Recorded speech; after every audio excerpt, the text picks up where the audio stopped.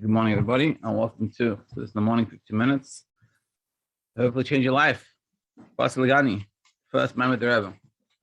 This year is sponsored by Shira Weiss for Fush Lema for Chaim Ben Rose and Avram Ben Malka. How much are Fush Lema? I think that we need. Okay, so we're discussing a different. We said the idea that Kol Shavin Chavivin, the fact that we're the seventh and we're cherished, and the way our job to be the ones who bring Mashiach through our Avodah to the rebbeim, together with that, gave us the ability to bring Mashiach, and they not just they push us to do it, but they also did it themselves. And the reason why we know about it is to make us realize that it's possible for us to do the same thing. So we started talking about the Alter Rebbe's story, and when the Alter Rebbe was in the middle of davening Yom Kippur, and he sensed that there was a lady, a new mother. She gave birth, and there's no one around in town, and so he went to go cut some wood, make us some soup on Yom Kippur. So the explanation is it's not just the fact that the Alter Rebbe himself when he went to do it, but it's the fact that he sensed it. That even on the highest spiritual levels that he reached on Yom Kippur, you could imagine an Alter Rebbe Yom Kippur, Im Kol Zeh, together with that, he was sensitive to what's going on around him. So that's the first story, and it's interesting that he picks ahavas yisroel, meaning the rebbeim also did mivtzayim, and they did a lot of things. Everything they asked us, the Rebbe did this Rambam, but the example the Rebbe is giving is about ahavas yisroel. Ahavas yisroel is very fundamental to everything, because it's sort of, in a certain sense, it's the crux of everything. If you have ahavas yisroel for someone, then you'll do everything for them. Yes, that's the Alter Rebbe. So now, the story of the Rebbe, of the Middle Rebbe, Shenichnas Elav Echad. Elav lichidus v'seidin al inyanim sha'avrechim v'seidin aleim. So he was a guy who's newly married and is complaining to the Middle Rebbe about, as the Rebbe says, about what newly young men complain about. The Gila Adma Imtzai es Zrein, and the Middle Rebbe revealed his forearm. So he went on this and he showed him his arm. And he said to him, "Haloit here, look at my forearm. Shetzafad, Oiri al Atzmi, and my skin clings to my bones." Meaning he was physically suffering because of the effects of the problems of these chassidim were physically affecting him. And he said, this is all from the sins of your youth. Meaning, he's not even talking about what we're talking about now. We're talking about when you were a little kid and the stuff that you did, and this is what an effect it had on me. So it shows how much ahavas yisroel he had. He was so connected to his chassidim that they had effects on him. I'm sorry. Now we understand how great the Mitzvah Rebbe was. As great as he was, and how wondrous, and you learn that Chassidus is deep and it's profound. He was so to speak, up in Shemayim, b'chlal v'frat me'elu sheyachim l'yanim ge'elum, and he was totally, for him, was totally not. He had no relationship to such issues that this guy was talking about. But in Mikal Mak, nevertheless, he was so connected to his Chassidim, even though in reality, what he was holding, what the Chassidim were holding, the son of them, for sure, were totally, from one extreme to the next, are totally, apart from each other. Nevertheless, he was so connected, that he was so connected with Chassidim, because of what was going on with the Chassidim, that it wasn't good, it wasn't the way it's meant to be, and the situation of the Chassidim that were doing certain things, not all of them, of course, these people, like this example, it weakened him. Imagine how connected. It says you should have ahavas yisroel that should pain you. Someone else's pain. What happens when someone else's something happens? Yeah, I feel bad. That's about as much as we go. Or some of us, maybe I'm over judgmental, but what we're saying is it should affect us to such an extent that it should cause us bodily pain. When you see someone else in pain, you imagine for yourself. I do this sometimes, like when you see something, you hear someone going through something. So you say to yourself, let me picture myself in that situation. Like, let me really feel the pain. It's like I had someone was sick, and so I came and I helped, whatever. And they were like, oh, and they couldn't, it was having to stand, I was dizzy, and I always felt like I wanted to puke, and it was really bad. And then 2 weeks ago, and I was very like active and like, let's try to help them. And I was not sensitive, but I didn't feel that pain. I was trying to work on fixing it. And then I got sick a little bit. Baruch Hashem was very short. And I also felt the same sort of symptoms. And I was like, wow, now I know what it felt like. And I realized that like when they were feeling that way, I should have been feeling this way. Now, the mitzvah Rebbe is automatically so connected, he feels it. When someone else something's going on, it's affecting him. For us, not necessarily all automatically affects us, but we should try to work on that sensitivity of obviously so to like really feel that way and to think about it in that sense. Like, what are they going through? Really, really feel that pain. As a friend of mine says, he says, you should know a person's mother's name, meaning that you're done for them. You connect to them, and you know what's going on in their lives, and you're so connected. And this is obviously, and this all was happening. This is what was where he was connected. He was so connected that even the sins when they were kids, it was affecting him. To the extent that his skin shriveled and clung to his bones. He was physically unwell because of this. That's the story of the mitzvah. Now the Tzemach Tzedek. Mikved Admar Tzemach Tzedek. In the story of the Tzemach Tzedek, he went before davening. Famous story. Little voice, Yimilas Chesed, Leish Pasha, to go and to lend money to a simple person. What happened? A guy came. He was walking to shul the Tzemach Tzedek, and a guy came and he said, "It's market day. Can I borrow some money? I can buy some stuff. I can buy and sell and make some money for my family." So he said, "Come to me after davening." So, and as he was going, he realized, he's like, "1 second. When I finish davening, it's going to be later." This is sort of what we were talking about before. When I finish davening, it's going to be later in the day. And then what's the guy going to buy? By the time I give him the money, it's too late, and he's going to miss out on all these opportunities to make the money. So he went back home and he got the money and he gave it to him.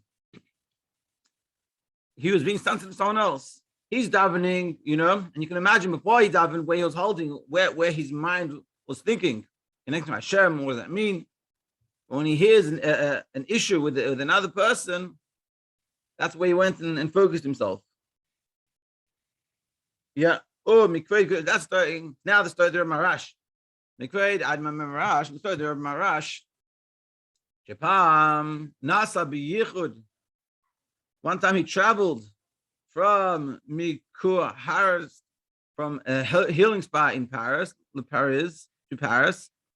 Benivkash Sham im Avrech Echad. So the story goes that he went and the Chassidim came with him, and he went to some hotel, fancy hotel in Paris, which had like a casino, and he asked them I want the most fanciest room, the one that's like on the floor of the casino. And the Chassidim were all like, what is going on with the Rebbe? And imagine going to I'm going to Vegas and I want the fanciest room in the fanciest hotel. In these rooms, $20,000 a night. And he went there, and they're going to explain the story. So that's what happened. So he was going there. So he went and he come to meet a young man. He comes into you can imagine this. He comes into the casino room, casino floor. If anyone's been to a casino, it's you can imagine what it's like. So he comes to this guy, and this guy's playing cards and drinking wine. So he said to this guy, he says, "Younger man," he says, "Young man, yain nesech is metamtem hamoich v'alev." Forbidden wine, it generally stupefies the mind and heart. Metamtem, it's metame, the mind and the heart. Zayid, be a Jew, be a practicing Jew. So imagine this guy's at a casino, and this holy rabbi comes to him, and clearly the fact he's in the casino in those days, it wasn't that he was Siddur Shabbat. Mizbein and Alikus, he was sitting there doing things that he shouldn't be doing.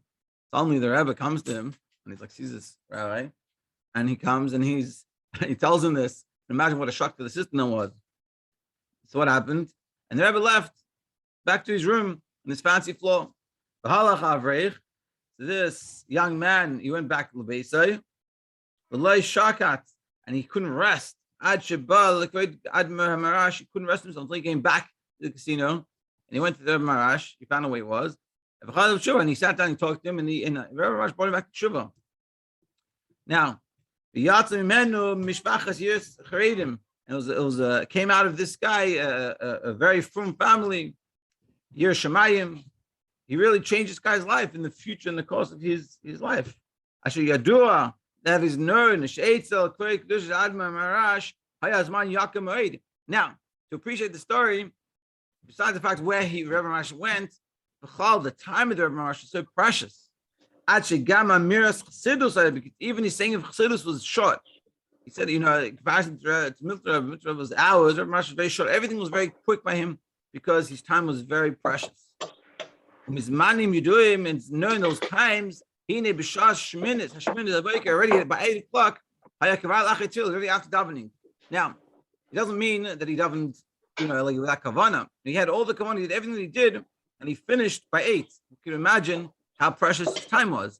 And the Bechal is nevertheless Nasa Nesir Rechaik, on this long trip. V'shah Sham Meshech Zman, and he stayed there for a long time. Yisroel Avrich, for this young man. So you could appreciate that. Obviously, saw that this it pushed him in the serious nervous that it took him, that he sacrificed his life, everything he was doing, and his health spot that he was at to help this guy. What obviously saw that was. And also we'll do the end from the Rebbe Marashab.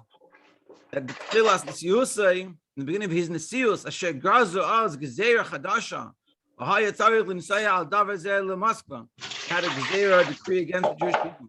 And in order, he went to Moscow, to the capital, to try to fix it. Amar Lo Ya'achiv, and his brother Gadol, Arazah Nishasaydim. Razah went, said to him, Hazman